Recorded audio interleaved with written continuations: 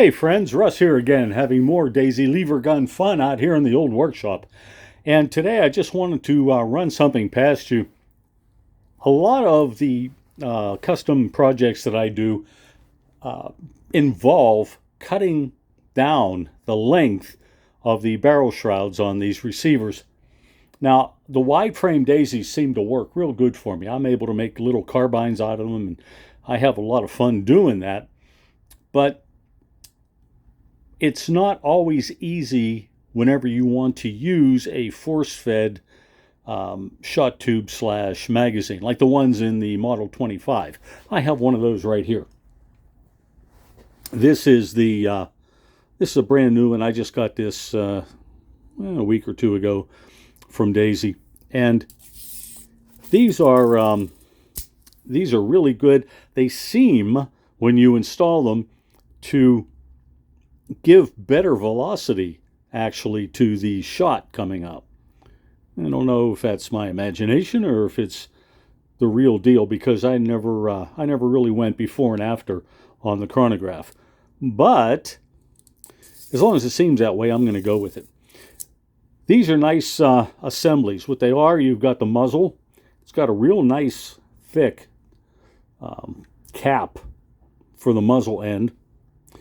There's knurlings on here, so you're able to screw it in and out, because these are actually able to be used on the threaded abutments. If you have a removable shot tube in some of these other models, you can screw this one right in. It's the same thread size, that's 7/16 thread size. These new ones are made, instead of having a spring retainer in the bottom, they're made with, I don't know if you can see this little dot there. That's a little magnet, and it goes all the way through the inside. So what you have here on the bottom is the magazine. It's spring-loaded.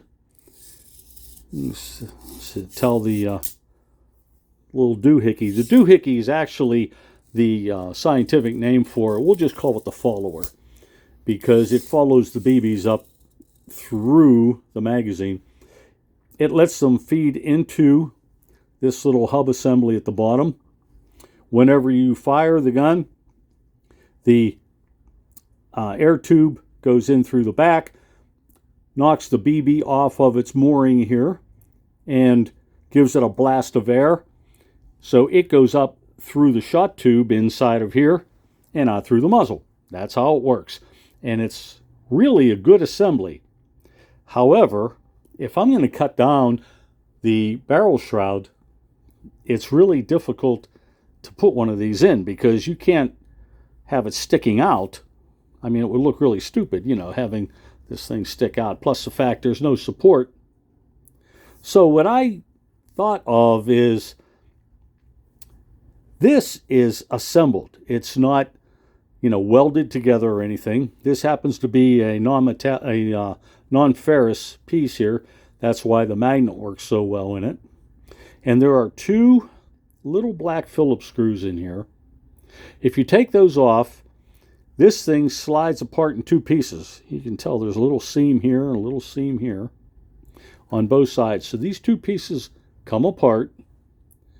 And then you have to be careful when you do that, though, because this follower, whenever I put mine apart, I wasn't thinking about that spring having more tension on it than just at the end of the run here. And the follower went flying across my workbench, and I had to find it again. So I did take one of these apart, because on this particular gun I have here, I shortened the front of it this much, about 3 inches. Now, these two slots are for the plastic sight. It's wedged in there. I'm sure you've seen this. This is a Model 96. This is the BB filler, and the removable shot tube that was in here had one of those little spoons on it. So you turned it, you put the BBs in, you turned it back again. So I shortened this off the front of the gun that far, which means I had to have a shorter shot tube. When I took this one apart, I thought, well, if they could assemble it, I could disassemble it. If they could make it right, I could make it wrong. So what I did, I measured back the same distance, which is just about 3 inches. I cut part of the shielding off on that assembly. I re-notched, and I put a recess on the top because this helps to hold those two pieces in place. Peeled this out of the way, cut the follower spring, and what I ended up with was an abbreviated force-fed tube. And the BBs do come out of it, and everything is right with the world. So you are able to do this. However, it took me about a half an hour to get this thing cut and put back together because I had to use a hacksaw blade, a Dremel with a grinder on it, a flat file, and a set of tool making files to be able to fit everything back together and have it all notched the way I wanted it to go back in.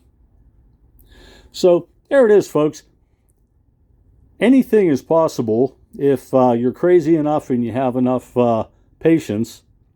You can even take one of these force-fed shot tube / magazine assemblies and make it whatever shorter length you want.